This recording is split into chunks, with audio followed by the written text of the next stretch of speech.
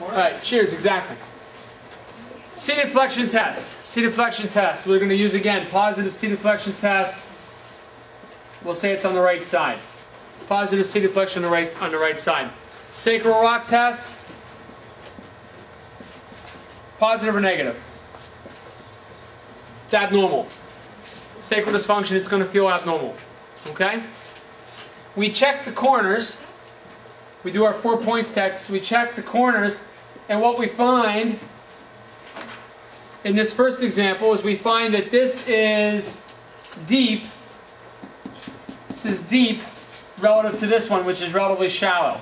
So this right-hand corner is deep compared to this left-hand upper corner. Okay? This sacral sulcus is deep. This sacral sulcus is shallow. Inferior poles. They're the same. As far as depth goes, they're the same. Inferior lateral angles. Not the same. They're unlevel. Bless you. Unlevel. Okay? Unlevel. So, we're going to name this based upon the side of positive seated flexion test. Correct? So we're going to be interested in what happens and what's occurring in this right-hand corner. Based upon what I have here right now, based upon, we're going to call this as a right-sided dysfunction, what would you expect the Sphinx test to reveal? Correct. So more symmetric. What is the diagnosis? Right unilateral. It's a right unilateral sacral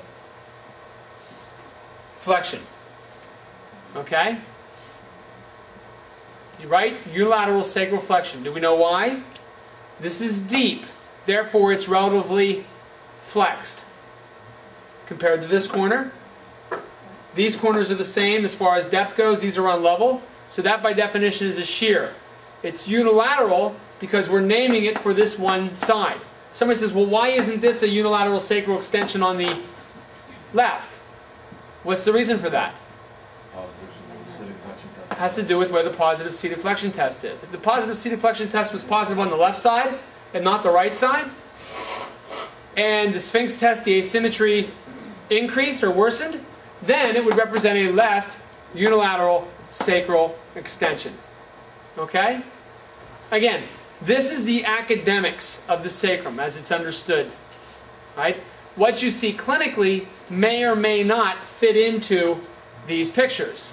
But you need to be able to understand the theoretical model by which we're working. Okay? What